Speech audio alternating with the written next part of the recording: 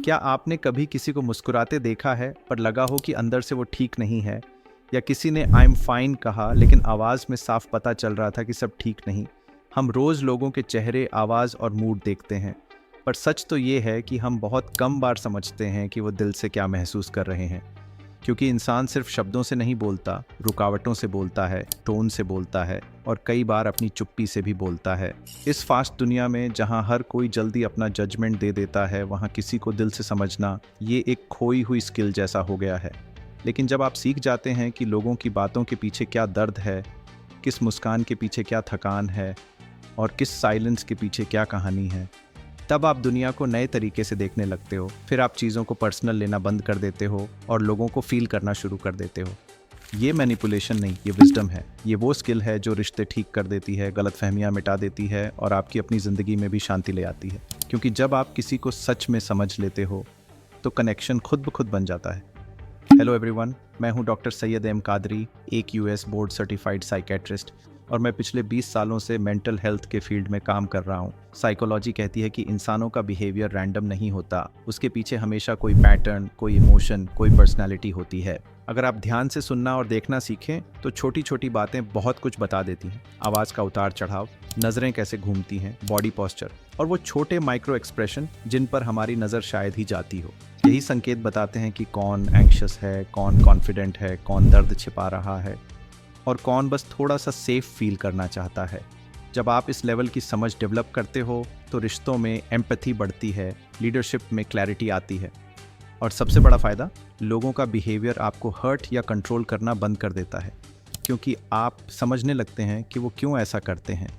अब जब हमने समझ लिया कि लोग सिर्फ वर्ड्स से नहीं बिहेवियर से बोलते हैं, तो अगला सवाल ये है, ये बिहेवियर आता कहाँ से है? इसका जवाब पर्सनालिटी में छिपा है और पर्सनालिटी को समझने का सबसे साइंटिफिक तरीका है द बिग 5 पर्सनालिटी मॉडल। चलिए वहीं से शुरू करते हैं। पर्सनालिटी को समझने की शुरुआत फाउंडेशन से करते हैं। साइकोलॉजी में एक बहुत ट्रस्टेड फ्रेमवर्क है, द बिग 5 पर्सनालिटी मॉडल। इस मॉडल के अनुसार हर इंसान की पर्सनालिटी 5 बेसिक गुण से बनती है। ये गुण तय करते हैं कि हम दुनिया को कैसे देखते हैं और अलग अलग सिचुएशंस में कैसे रिएक्ट करते हैं। आइए उन 5 गुणों को जानते हैं। 1, ओपननेस टू एक्सपीरियंस। ये बताता है कि इंसान कितना क्यूरियस, इमेजिनेटिव और क्रिएटिव है। हाई ओपननेस वाले लोग न्यू आइडियाज़, आर्ट, ट्रैवल और न्यू एक्सपीरियंस एंजॉय करते हैं, जबकि लो ओपननेस वाले लोग रूटीन, स्ट्रक्चर और प्रेडिक्टेबिलिटी में कंफर्ट महसूस करते हैं। उन्हें सरप्राइज ज़्यादा पसंद नहीं होता। 2, कॉन्शियसनेस। ये ट्रेट डिसिप्लिन और ऑर्गेनाइजेशन दिखाता है। हाई कॉन्शियसनेस वाले लोग लॉजिकल, रिलायबल और फोकस्ड होते हैं, काम समय पर करते हैं, गोल्स फॉलो थ्रू करते हैं। लेकिन लो कॉन्शियसनेस वाले लोग थोड़े स्पॉन्टेनियस होते हैं, कभी बहुत प्रोडक्टिव, कभी बिल्कुल नहीं। 3, एक्सट्रोवर्जन। सरल भाषा में आपकी ऊर्जा आती कहाँ से है? एक्सट्रोवर्ट्स वो लोग होते हैं जो लोगों के बीच रहकर ताज़ा हो जाते हैं। पार्टियाँ, बातचीत, गतिविधि, इनसे ये और एनर्जेटिक फील करते हैं। इंट्रोवर्ट्स इसके उलट अकेले वक्त में रिचार्ज होते हैं। डीप थिंकिंग, शांत मोमेंट्स और पर्सनल स्पेस इन्हें बैटरी फुल कर देता है। 4, अग्रीएबलनेस। ये काइंडनेस और कोऑपरेशन का स्तर बताता है। हाई अग्रीएबलनेस वाले लोग सॉफ्ट, केयरिंग और पीस लविंग होते हैं, जबकि लो अग्रीएबलनेस वाले लोग डायरेक्ट होते हैं, कम शुगर कोटिंग, ज़्यादा ऑनेस्टी, रूड नहीं, बस straight forward. 5, neuroticism.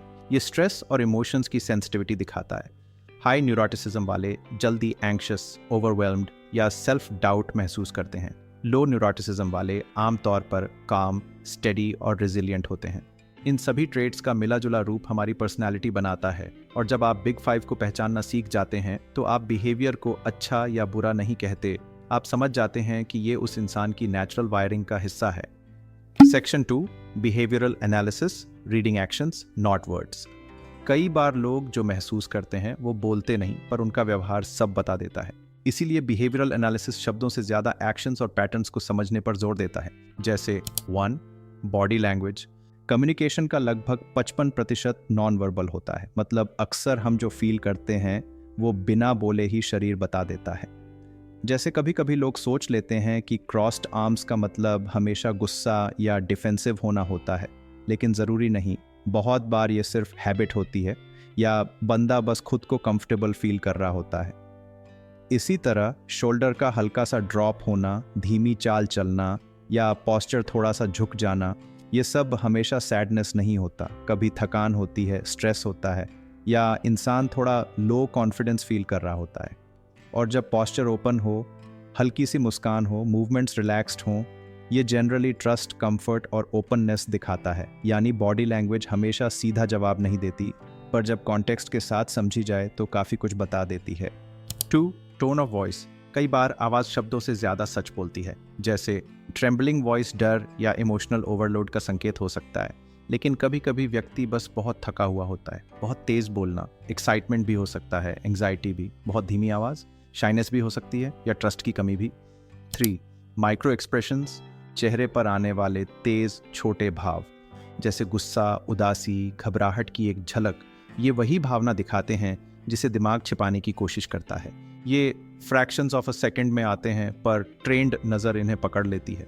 4. Eye contact. बहुत ज़्यादा आई कॉन्टैक्ट डोमिनेंस या कंट्रोल दिखा सकता है। बहुत कम आई कॉन्टैक्ट इनसिक्योरिटी का संकेत हो सकता है। लेकिन कुछ कल्चर्स में ये रिस्पेक्ट भी माना जाता है, इसलिए नज़र को पढ़ते समय कल्चरल और इमोशनल कॉन्टेक्स्ट ज़रूरी है। बिहेवियर पढ़ना मतलब असम्पशंस बनाना नहीं, बल्कि ध्यान से ऑब्जर्व करना, बिना तुरंत निष्कर्ष निकाले।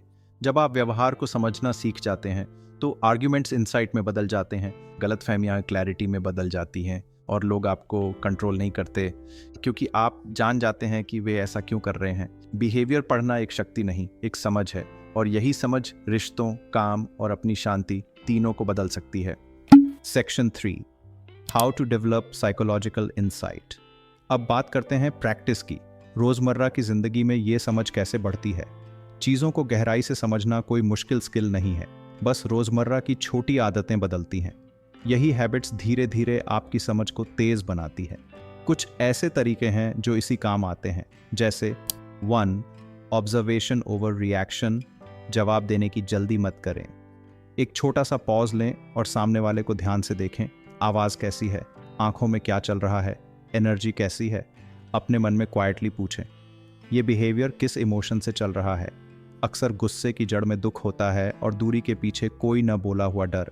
2. Ask, don't assume. सीधा अंदाज़ा लगाना कनेक्शन तोड़ देता है।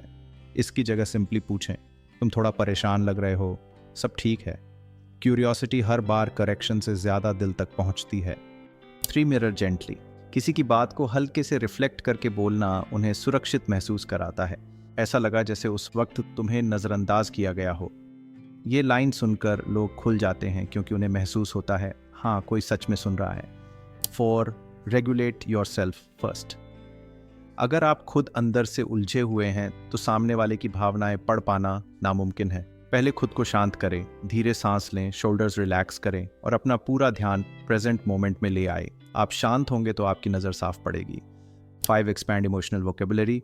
ठीक हूँ, गुस्सा है, दुख है, ये बहुत बड़े धुंधले शब्द हैं। जितना स्पेसिफिक बोलेंगे उतनी क्लैरिटी आएगी। Disappointed, anxious, proud, embarrassed, lonely, drained. Emotions को नाम देना आपकी भी इमोशनल लिटरेसी बढ़ाता है और सामने वाले की भी। 6. Notice patterns, not just moments. एक दिन का बिहेवियर कुछ नहीं बताता, लेकिन अगर वही बात बार बार दोहराई जा रही है तो वहीं असली कहानी छिपी होती है। पैटर्न्स इंसान के अंदर के माहौल को रिवील करते हैं। 7. Listen to what changes.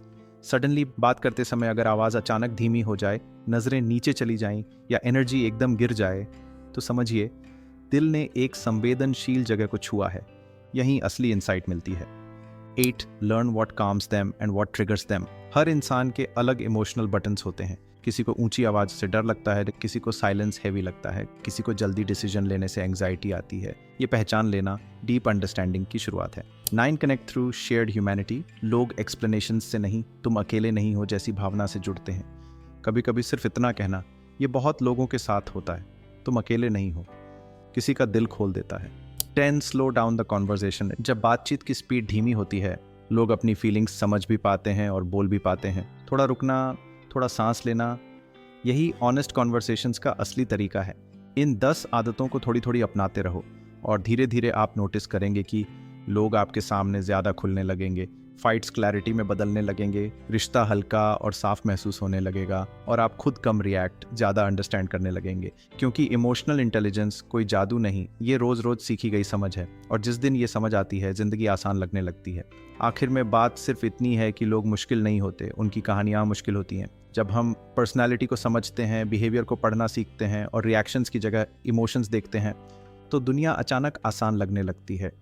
किसी के गुस्से में छुपा डर दिखने लगता है, किसी की मुस्कान में थकान और किसी की चुप्पी में एक पुरानी कहानी। यही अवेयरनेस रिश्तों को हल्का करती है, कॉन्फ्लिक्ट्स को धीमा करती है और हमें दूसरों से भी और खुद से भी ज़्यादा जुड़ा हुआ महसूस कराती है।